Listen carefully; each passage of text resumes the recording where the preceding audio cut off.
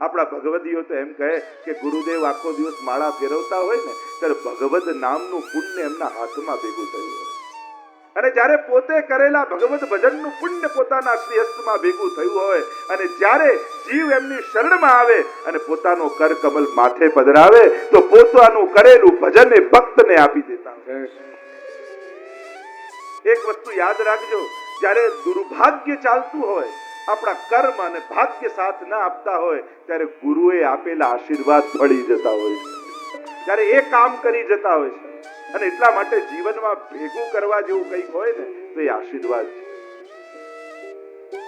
બને ત્યાંથી આશીર્વાદ ભેગા કરો. માંગીને મળે એ તો આશ્વાસન કહેવાય, હૃદયથી નીકળે એને આશીર્વાદ કહેવાય. આશીર્વાદ તો પ્રગટે, માંગવાના ન હોય, પ્રગટે એનું પ્રાગટ્ય હોય. દુઆ તો નીકળે દિલમાં. ગુસાઈજીની એવી કૃપા, અને એટલા માટે ગોપીજનો કહે કે આપનો કર કબલ મારા માથે પધરાવો, અમને નિર્ભય બનાવી દો. એમ કહેતા ગોપીઓ આગળ ગાન કરતા કહે, કેવલ સ્મિત માત્રથી નિજજનોના મદને હરનારા, ભજ સખે હે સખે ભજ, ભવત કિમ કરીશ મનો, જલ રૂહાનનમ ચારુ દર્શય.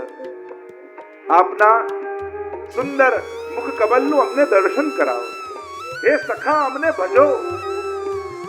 ઠાકોરજી કહે પણ કઈ રીતે ભજું, તમારા હૃદયમાં તો મદ છે. ગોપીઓ કહે કે એટલે જ તો કહીએ છીએ કે મુખ કમલના દર્શન કરાવો, કારણ અમારા મદને હરવા માટે બીજો કોઈ સાધન કરવાની જરૂર નથી, આપે પણ કોઈ પ્રયાસ કરવાની જરૂર નથી. કેવલ અમારી સામે પ્રગટ થઈ આપ કેવલ સ્મિત કરી દો ને તોય અમારા ગર્વને આપ હરી લો, તોય અમારા ગર્વ, અમારા મદનો નાશ થઈ જાય. આપે કાંઈ કરવાનું નથી, ઊભા થઈને સ્મિત કરવાનું. નિજ જનસ્મય દ્વંસન સ્મિત, પ્રભુનું સ્મિત અતિ સુંદર. પ્રભુના હાસ્ય જેવું ત્રિલોકમાં કોઈનું હાસ્ય નથી. અદ્ભુત સૌંદર્ય, હસિતમ મધુરમ, એમ મહાપ્રભુજીએ કહ્યું. અને હસે છે પ્રભુ ક્યારે? બાલ લીલામાં, કિશોર લીલામાં, અનેક પ્રકારના હાસ્ય આપણા તો પદ સાહિત્યમાં છે. આપુન હસત હસાવત ગ્વાલિન, સાખ્ય લીલા. આપણે દરેક લીલાઓમાં હાસ્ય જોઈ શકીએ, એમાં વાત્સલ્ય ભાવમાં પણ હાસ્ય જોઈ શકીએ, આપણે સાખ્ય ભાવનું પણ હાસ્ય જોઈ શકીએ, માધુર્ય ભાવનું પણ હાસ્ય જોઈ શકીએ. હસ હસ દૂધ પીવત હે ના, માધુર્ય ભાવનું હાસ્ય. એમ પદ સાહિત્યમાં જોવા જાવ તો હસિતમ મધુરમ પર આખી કથા કરી શકાય કે પ્રભુ ક્યારે ક્યારે હસ્યા છે. અને આખું સ્મિતથી લઈ અટ્ટહાસ્ય સુધી સાહિત્યમાં જે પ્રકારો બતાવ્યા હાસ્યના, એ બધી ચર્ચા કરી શકાય. પ્રભુ આપે તો કેવળ સ્મિત કરવાનું, કારણ આપના જેવું સ્મિત ત્રિલોકમાં કોઈનું નથી. જાન ही लेनी थी तो पहले ही बता देते, जान ही लेनी थी तो पहले ही बता देते, क्या जरूरत थी मुस्कुराने की. આપે મારી જ નાખવા હતા ચોખ્ખું કહી જ દેવું તું, હસવાની શું જરૂર હતી? કારણ કે આપનું હાસ્ય નિજ જનસ્મય દ્વંસન સ્મિત, અમારા ગર્વને હરી લેનાર, અમારા અહંકારને ચૂર ચૂર કરી દેનાર. લીલામાં એવો પ્રસંગ કહેતા હોઈએ છે કે જ્યારે એકવાર ઠાકોરજીને સ્વામીજીએ રાસ ચોતરા પર બોલાવ્યા, અને જ્યાં ઠાકોરજી સખાઓની સાથે રાસ ચોતરા પર પધાર્યા, જુએ તો સ્વામીજી પોતાના સખીઓની સાથે રાસ ચોતરા પર ઉભા છે. અને પ્રભુ પધાર્યા અને કહ્યું કે ચાલો સ્વામીજી રાસ કરીએ. સ્વામીજીએ કહ્યું કે આજે રાસ નથી ખેલવાનું, આજે કોઈ બીજી લીલા કરવાની. પ્રભુને આશ્ચર્ય થયું, આ રાસ ચોતરામાં બીજી કઈ લીલા? સ્વામીજી કહે હું કહું એમ કરવાનું છે. પ્રભુ કે આજ્ઞા કરો. સ્વામીજી કે આજે રાસ નહીં પણ આજે આંખ વિચોલી લીલા ખેલી, પણ શરત 3. અને આ શરત શરત બંને માનવાની. પ્રભુ કે કઈ શરતો? પહેલી શરત એ કે કોઈ રાસ ચોતરાની બહાર નહીં જાય. બીજી શરત એ કે પહેલાએ જે યુક્તિ કરી એ બીજો નહીં કરે. અને ત્રીજી યુક્તિ એ કે ત્રીજી શરત એ કે પહેલી જ વારમાં ઓળખી લેવાની. ઠાકોરજીને થયું કે સ્વામીજીને શું સૂચ્યું છે? સ્વામીજી કે ના, હું જેમ કહું એમ આપે કરવાનું. અને સ્વામીજીએ પોતાની સખીઓને આજ્ઞા કરીને બધાએ નેત્રો બંધ કરી દીધા. સ્વામીજીએ નેત્રો મૂંદ્યા, સખીઓએ નેત્રો બંધ કર્યા, અને પ્રભુને કહ્યું હવે સંતાવો. પ્રભુ કે પણ આમાં સંતાવું ક્યાં? રાસ ચોતરાની બહાર જવાય નહીં, સંતાવું ક્યાં? ત્યારે ઠાકોરજીએ યુક્તિ કરી. નેત્રો બંધ હતા સ્વામીજીના અને સખીઓના, અને ઠાકોરજીએ યુક્તિ કરી બધા જ સખાઓને પોતાના જેવું જ રૂપ આપી દીધું. બિલકુલ ઠાકોરજી જેવા, એવા જ વસ્ત્ર, એવા જ શૃંગાર, એવું જ મુખારવિંદ, એવા જ નેત્રો, એવા જ આપના કેશ, બિલકુલ આબેહૂબ એક સરખા. અને જ્યાં સ્વામીજીએ નેત્રો ખોલ્યા, જુએ તો બધા જ પ્રભુ. શરત એ છે કે એક જ વારમાં ઓળખી લેવાનું. સ્વામીજીએ કહ્યું, ઠીક છે, બધા એક લાઈનમાં ઊભા રહી જાઓ. બધા એક લાઈનમાં ઊભા રહી ગયા. અને પહેલા પ્રભુ પાસે જઈને સ્વામીજીએ કહ્યું, હસીને બતાવો. અને જ્યાં હસ્યા, બીજા પાસે ગયા, હસીને બતાવો. હસ્યા. આમ કરતા કરતા 11મા પાસે આવ્યા અને કહ્યું, હસીને બતાવો. અને જ્યાં હસ્યા ત્યાં સ્વામીજીએ કહ્યું, પ્રભુ બહાર પધારી જાય. અરે સ્વામીજીને કહેવા લાગ્યા, પ્રભુ કે મને ઓળખ્યો કઈ રીતે?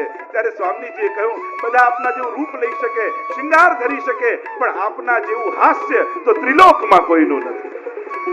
અસિતમ મધુરમ. હવે વારો આવ્યો સ્વામીજીનો. ઠાકોરજીએ નેત્રો મૂંદ્યા, સખાઓએ નેત્રો બંધ કર્યા. સ્વામીજીને થયું કે અરે મેં શરત રાખી છે કે પહેલા યુક્તિ કરી બીજો ન કરે, અને રાસ ચોતરાની બહાર જવાય નહીં, કરવું શું? સ્વામીજીએ ચારે બાજુ દ્રષ્ટિ કરી, જોયું તો રાસ ચોતરાની આજુબાજુ અનેક મોગરાની વેલો ઉગેલી અને વેલોમાં અનેક કલીઓ ઉગી છે. સ્વામીજીએ સખીઓને કહ્યું, એમ કરું, આ વેલો હલાવો અને કલીઓની ઢગલી કરી કરી એક એક ગોપીઓ અંદર સંતાઈ જાઓ. અને બધાએ વેલો હલાવી એક એક કલીઓની ઢગલી કરી અને એક એક ગોપી એક એક ઢગલીમાં સંતાઈ. ઠાકોરજીએ નેત્રો ખોલ્યા, શોધ શરૂ કરી અને અનેક મોગરાની કલીઓની ઢગલીઓ દેખાઈ. હવે એક જ વારમાં ઓળખવાના છે. પહેલી ઢગલી, બીજી ઢગલી, ત્રીજી ઢગલી, ચોથી ઢગલી. જ્યાં 11મી ઢગલી પાસે ગયા અને ઠાકોરજીએ કહ્યું, રાધાજી બહાર પધારી જાઓ. અને ખરેખર રાધાજી જ એમાંથી બહાર પધારે, સ્વામીજી બહાર પધારે. સ્વામીજીએ પ્રશ્ન કર્યો કે પ્રભુ, બધી કલીઓની ઢગલી એક સરખી, મને ઓળખી કઈ રીતે? ત્યારે ઠાકોરજીએ કહ્યું કે બાકી બધી ઢગલીઓમાં કળીઓ હતી, પણ આપનો સ્પર્શ જેને મળે એ કલી ન રહે તો ખીલીને ફૂલ થઈ જાય. કેવલ આ ઢગલી એવી હતી જેમાં ફૂલોની ઢગલી હતી. એટલે સમજી ગયો કે સ્વામીજી આમાં નિજ જનસ્મય દ્વંસન સ્મિત. પ્રભુ આપે તો ખાલી સ્મિત કરવાનું છે અને સ્મિત જ કાફી છે અમારા ગર્વને હરી લેવા માટે. એમ કહેતા ગોપીઓ આગળ ગાન કરતા બોલી, ફણી ફણાર્પિતમ. કાલીય નાગની ફણાઓ પર પધરાવેલા તે પદાંબુજમ, તે ચરણારવિંદ. હે પ્રભુ, આપ અમારા હૃદયમાં પધરાવો, વક્ષસ્થલ પર પધરાવો. ગોપીઓ ચરણારવિંદની યાચના કરે. મહાપ્રભુજી સુંદર અર્થ બતાવતા સંવાદ રૂપે આજ્ઞા કરે. ઠાકોરજી કહે કે અરે તમે સ્ત્રી છો, મારા ચરણારવિંદ તમને સ્પર્શ કેમ કરાવું? તો કહું, શ્રી નિકેતનમ, તો લક્ષ્મીજી સ્ત્રી નથી? એ જો ચરણારવિંદનો સ્પર્શ કરી શકે તો અમે કેમ નહીં? અરે લક્ષ્મીજી તો ચતુર છે, તમે તો મૂઢ છો. ત્યારે ગોપીઓ કહે, તૃણચરાનુગમ. શું આ પશુઓ કરતા પણ અમે મૂઢ છીએ? એની પાછળ પાછળ જો આપના ચરણારવિંદ જઈ શકતા હોય તો અમારા હૃદયમાં કેમ નહીં? અરે મારા ચરણ કોમલ છે, તમારું હૃદય કઠોર છે. ગોપીઓ કહેવા લાગી, ફણી ફણાર્પિતમ. તું કાલીય નાગની ફણાઓ કરતા પણ અમે કઠોર છીએ. જો એના મસ્તક પર આપ ચરણારવિંદ પધરાવી શકો તો અમારા પર કેમ નહીં? ઠાકોરજી કહે, પણ તમારા હૃદયમાં પાપ છે, પછી કેમ ચરણ પધરાવું? ગોપીઓ કહે, એટલે જ તો કહીએ પધરાવો, કારણ કે પ્રણત દેહી નામ પાપ કર્ષણ. જે પ્રણત થાય એના પાપોનું કર્ષણ કરનારા આપના ચરણારવિંદ છે. પ્રભુ, એ ચરણારવિંદ અમારા મસ્તક પર પધરાવો, અમારા હૃદયમાં પધરાવો. આપણે તિલક કરીએ છીએ, શું છે? ચરણારવિંદ જ છે. પ્રભુ, પ્રણત દેહી નામ પાપ કર્ષણમ. વૈષ્ણવો, તમે બીજું કાંઈ વધારે ઘરમાં સેવા નથી પહોંચતા તો એક કાર્ય જરૂર કરો, અને એ છે રોજ ઠાકોરજીના ચરણ સ્પર્શ જરૂર કરવા. આટલો નિયમ ખાસ કરીને ભાઈઓ, બહેનો તો કરે જ છે બધું. ઘણા ભાઈઓ આમ ફૂલાઈને પડતા, અમારા ઘરે બધું જ થાય. કોણ કરે? કે ઘરવાળા. ભાઈઓ એવો આગ્રહ રાખે. ઘણી વાર લોકો આમ દૂર દૂર બેઠકજી કરવા જાય, પણ ઘરે બિરાજતા ઠાકોરજીના ચરણ સ્પર્શ ના કરે. આમ ઉઠક બેઠક કરવા કરતા ઘરે દંડવત કરવા સારા. લોકો ક્યાં, ઘણા એમ હોય કે આમ અઘરી જગ્યાએ ને દૂર જઈએ ને ત્યાં ભગવાન મોટા. આમ બદ્રીનાથ જાય, લોકોને એમ થાય કે અહીંયા જાણે સાક્ષાત ભગવાન મળી જાય. પ્રભુ તો બિરાજે જ છે, પણ એ જ પ્રભુ ઘરે પણ બિરાજે છે. અને એટલા માટે એક ક્રમ દરેકે બનાવવાની જરૂર છે, અને એ છે રોજ ધારી ચરણ સ્પર્શ ઘરે ઠાકોરજીના નિત્ય નિયમથી કરવા. એટલું નથી કરતા તો રોજ દંડવત કરો. વંદન પણ એક ભક્તિ છે. વંદન પણ એક ભક્તિ છે, એને નાનું ન ગણો. પ્રભુ સંબંધી કોઈ પણ વસ્તુ નાની નથી હોતી. ભલે તમે દંડવત કરો, એકવાર માળા કરો, ચરસ્પર્શ કરો, અને એ વસ્તુ પણ વૈષ્ણવ ધ્યાન રાખવું, ક્યારે પણ અલૌકિક કાર્યોમાં તરાજુ લઈને બેસવું નહીં.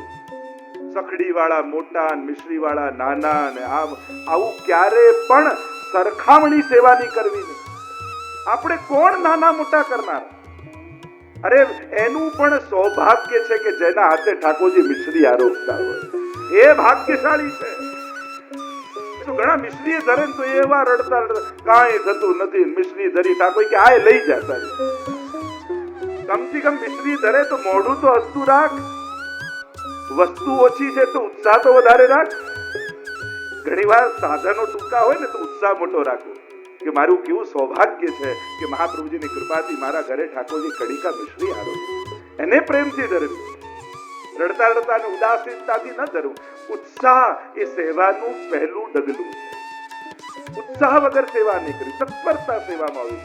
એટલે ક્યારે પણ વૈષ્ણવોએ આ રીતે પોતાની જાતની સરખામણીઓ નહીં કરવી. ક્યારે પણ આ લૌકિકતા, આ સરખામણી છે તેને લૌકિકતા છે. હા, જે સૌભાગ્ય છે, સકડી આરોગ્ય સૌભાગ્ય છે, પણ મિશ્રી ધરે ને નાનો નહીં કરે. એના પર પણ ઠાકોરજીની કૃપા છે કે ઠાકોરજી એના ઘરે મિશ્રી આરોગે. ત્યારે પણ આવું લૌકિક મૂલ્યાંકન. અને એ બીજી વસ્તુ વાત નીકળી છે તો એ પણ તમને જણાવી દઉં. એટલી મેચ્યોરિટી રાખો કે જ્યારે પણ કોઈના પણ ત્યાં અલૌકિક કાર્યથી કારણે ગયા હો ત્યાં ક્યારે પણ લૌકિક વ્યવહારની આશા નહીં રાખવી. લો, અમે તો જોગિયા પરિવારની કથામાં ગયા અને અમને તો ખુરશીએ ના આપી બેસવા માટે, તો એ બેસવા આવેલા. લો, અમે તો જેજેની હવેલીએ ગયા ને અમને તો ચાનું ના પૂછ્યું, તો ચા પીવા આવ્યા હતા. ક્યારે પણ અલૌકિક સ્થાનમાં અલૌકિક કાર્ય માટે કોઈને ત્યાં પણ જાઓ ત્યારે લૌકિક વ્યવહારની આશા રાખ્યા વગર જાઓ, નહીં તો લૌકિક પામીને જ આવશો. ઘણી વાર જોઈએ કોઈ સત્સંગ રખાવે ને ઘરે તો એ તો એકે પાઠ કરી જ ના શકે. આવો ભાઈ ને આવો બેન ને આવો ફલા, એ તો ખુરશીઓ ગોઠવવામાંથી જ બહાર ના આવે. જેને ત્યાં સત્સંગ હોય ને એ સત્સંગ ના કરી શકે. અને બીજી મહત્વની વાત, સત્સંગ માટે કોઈને ત્યાં નથી જતા, કોણે રખાયો છે એને જોઈને જઈએ છીએ. આપણા લૌકિકતા છે. ગામનો કોઈ મોટો સત્સંગ રખાવે તો આખું ગામ હોય, અને કોઈ સાધારણ સત્સંગ રખાવે તો કોઈ ના આવ્યું હોય. આ લૌકિકતા નથી. વિચાર કરજો વૈષ્ણવો, ભગવત કાર્ય માટે જ્યારે પણ ક્યાંય પણ જાઓ, લૌકિક બુદ્ધિ ઘરે મૂકીને જાઓ. ત્યાં કેવલ ભગવત ભાવ રાખીને જાઓ. અને એટલા માટે તમારા ઘરે ઠાકોરજી બિરાજે છે સાચી વાત, પણ બીજાના ઘરે છે એ ઠાકોરજી જ છે એ વિવેક નહીં ભૂલો. ઘણી વાર અમારા ઘરે ઠાકોરજી, એ જ બધું તો તમારા ઘરે ઠાકોરજી તો હવેલીમાં છે એ ઠાકોરજી જ છે. ભગવત વંદન પણ નાનું નથી, ભગવત દર્શન પણ નાના નથી. ઘણા કે હવેલીમાં જે દર્શન જ થાય બીજું શું થાય, તો દર્શન કઈ નાની વાત છે? ઋષિ મુનિઓ કરોડો વર્ષ સુધી તપ કરે છે એક પ્રભુની ઝાંખી થઈ જાય એના માટે, અને તમારા માટે રોજ દર્શન ખુલે છે, એ તમારું સૌભાગ્ય. અને હું તો એમ માનું, હવેલીમાં દર્શન તમે ઠાકોરજીને જુઓ એના માટે નથી ખુલતા, પણ અમારા ઠાકોરજી આ લીલાથી વિખૂટા પડેલા વ્રજભક્તોને જોઈને આનંદિત થાય એના માટે ખુલે. વલ્લભ કુલને ત્યાં દર્શન કઈ પ્રભુ દેખાય, પ્રભુ બધા દેખે એના માટે નથી, પણ અમારા પ્રભુ વ્રજભક્તોને જોઈને આનંદિત થાય એ ભાવથી ખુલે. એટલા માટે ક્યારે પણ ભગવત સ્થાનોમાં, ભગવત વ્યક્તિઓ પાસે જાઓ ત્યારે, ભગવત કાર્યમાં જાઓ ત્યારે લૌકિક ભાવ મૂકીને જાઓ. જો લૌકિક ભાવ આવ્યો તો પછી બધું લૌકિકતા છે. ગોપીજનો અહીંયા કહે છે, પ્રભુ આપના ચરણારવિંદ કેવા છે? પ્રણત દેહિનામ પાપ કર્ષણ, કે દંડવત કરીશું તો શું થશે? તમારા સમગ્ર પાપ નિર્મૂલ થઈ જશે. ઠાકોરજી તો ગીતાજીમાં કેવી કૃપાની વાત કરે, અપી ચેતુ દુરાચારો ભજતે મામ અનન્ય ભાગ સાધુ રેવ સમંતવ્ય સમ્યક વ્યવસ્થિતો હિતા. અરે મને ભજનારો ગમે તેટલો પાપી હોય ને તો એને સાધુ જાણો, કારણ એની ક્રિયા અત્યારે કદાચ ખરાબ છે પણ એની વૃત્તિ શ્રેષ્ઠ છે, એની દ્રષ્ટિ ઉત્તમ છે, એને મને ભજવાનો સંકલ્પ કર્યો છે. અને એટલા માટે પાપના ભયથી ભગવાન પાસે જતા ડરતા નહીં. પ્રભુ જે કેવા છે જે પાપથી મુક્ત કરાવી છે. અને એટલા માટે જ્યારે પણ અવસર મળે દોડું. પ્રણત દેહિનામ પાપ કર્ષણમ, પ્રભુના ચરણારવિંદ છે ને, ચાર રીતે કૃપા કરે. જો ચાર રીતે પ્રભુના ચરણારવિંદનું સેવન થાય, ચરણ સ્પર્શ, ચરણ રજ, ચરણોદક અને ચરણ ગંધ, આ ચાર પ્રકારથી ભગવત ચરણારવિંદનું સેવન થાય. ચરણ ગંધ, તમે બેઠકજીમાં જાઓ ને મહાપ્રભુજીને જ્યારે અત્તર સમર્પિત કરો અને પછી અત્તરની સુગંધ એ અત્તરની નથી રહેતી, પછી વલ્લભના શ્રીઅંગની ગંધ બની જાય. જે ભક્ત અને ભગવાન બંનેના વચ્ચેનું અંતર કાપી નાખે એનું નામ અત્તર. જે એક ગંધ કરી દે એ જ સુગંધ. એટલે પછી જ્યારે ગ્રહણ કરો, માલાજી પણ તમને મળે તો ખાલી આંખે ન લગાડાય, એની નાસિકાથી ગંધ લેવાય. અને સુબોધરીમાં મહાપ્રભુજી આજ્ઞા કરે છે કે દર્શનથી પ્રભુ મોક્ષ આપે, પણ ગંધથી પ્રભુ ભક્તિનું દાન કરે. અને એટલા માટે ગંધ ગ્રહણ કરવી જોઈએ. તો અત્તરની સુગંધ એ પછી મહાપ્રભુના ચરણા, તે તામસના અઘર્યા પરતાપ પદરજ ગંધ, એમ વલ્લભાખ્યાનમાં મહાપ્રભુ જ્યારે પૂર્વમાં પધાર્યા અને બંગાળના વનોમાંથી થઈને મહાપ્રભુજી પધારે છે, અને ત્યારે મહાપ્રભુજી એક શિલામાં પોતાના ચરણારવિંદ ઘસ્યા અને એમાંથી એવી સુગંધ નીકળી કે વનમાં જેટલા તામસ જીવો રહેતા હતા એમના ગંધ માત્રથી ઉદ્ધાર થઈ ગયા. એટલે ભગવત સેવા કરીને જે વૈષ્ણવ બહાર આવ્યો હોય ને, એના શ્રીઅંગમાંથી જે અત્તરની સુગંધ આવતી હોય, એ સુગંધ તમે લઈ લો ને તોય તમારો ઉદ્ધાર થઈ જાય. એના દર્શનને આદિની તો વાત નથી છે. કેવલ એ ગંધ આવી જાય. ઘણા લોકો સામગ્રી કરીને આવે ને રસોઈમાંથી, અને પછી ઠાકોરજીને ભોગ ધરે એટલે એમના વસ્ત્રોમાંથી એ મહાપ્રસાદની સુગંધ આવતી હોય. કેવલ બહાર આવો ને સુગંધ લો ને તોય ઉદ્ધાર થઈ જાય. પ્રસાદ લેવાની વાત તો દૂરની વાત છે. ચરણ ગંધ, બીજું છે ચરણોદક. મહાપ્રભુના કેસર સ્નાન આપણે કરાવીએ, ઠાકોરજીને રોજ સ્નાન કરાવીને ચરણોદક લઈએ. અચ્યુત દાસે મહાપ્રભુજીએ ચરણોદક આપ્યું અને નેત્રોમાં લગાડ્યું તો પ્રગટ લીલાના દર્શન અચ્યુત દાસને થવા લાગ્યા. આવો પ્રભાવ ચરણોદકનો. ચરણ રજ, તીર્થ સકલ સનાથ કીધા ચરણ રેણુ સમાજ. ચરણ રજની પણ મહત્તા છે. આપણે તો વિચાર કરો, ગંધ જે કૃપા કરે છે, ચરણોદક જે કૃપા કરે છે, ચરણ રજ જે કૃપા કરે, તો જેને સાક્ષાત ચરણ સ્પર્શ મળી જાય એના સૌભાગ્યની તો શું વાત છે. અને એનો આખો પ્રકાર ચરણ સ્પર્શનો, દંડવતનો, વંદનનો, પ્રણામનો, આ બધાના પ્રકાર છે. કેવલ રસ્તામાં હવેલી આવે ને સ્કૂટર પરથી હોર્ન મારો એને દંડવત ના કહેવાય. લોકોની આ આદત છે કે જતા હોય વચ્ચે કોઈ મંદિર આવે ને હોર્ન મારી દઉં. અરે હોર્ન મારવું તો અપમાન કહેવાય. વિદેશમાં જાઓ તો એને ઇન્સલ્ટ કહેવાય, એને દંડવત ના કહેવાય, એમાં આશીર્વાદ ના મળે. હોર્ન મારવાથી અપમાન થાય. તો વિવેક રાખો. વંદન પણ કઈ રીતે કહેવાય. આપણે ત્યાં તો એમ શાસ્ત્રોએ કહ્યું કે તમે જતા હો ને રસ્તામાં ભગવદ મંદિર આવે અને વંદન કર્યા વગર જતા રહો તો એ અપરાધ છે. વંદન કરવું એ ફરજ છે ભક્તની. પ્રણત દેહી નામ પાપ કરષણમ તૃણચરાનું. નિત્ય ઠાકોરજી ગાય, ગોપાલદાસે પણ કહ્યું, તે પદ ક્યારે દેખશું જે ગોધન બોઠે થાય. એ ચરણારવિંદના દર્શન. કારણ કે જ્યારે વંદન કરીને માંગ્યું કે આપના ચરણારવિંદના મને દર્શન થાય, તો ઠાકોરજીએ કહ્યું તારે કયા ચરણારવિંદ જોઈએ છે? એ રાસ સમય નાચું ત્યારે એ ચરણારવિંદ, એ જ્યારે કાલિય નાગની ઉપર નૃત્ય કરું એ ચરણારવિંદ,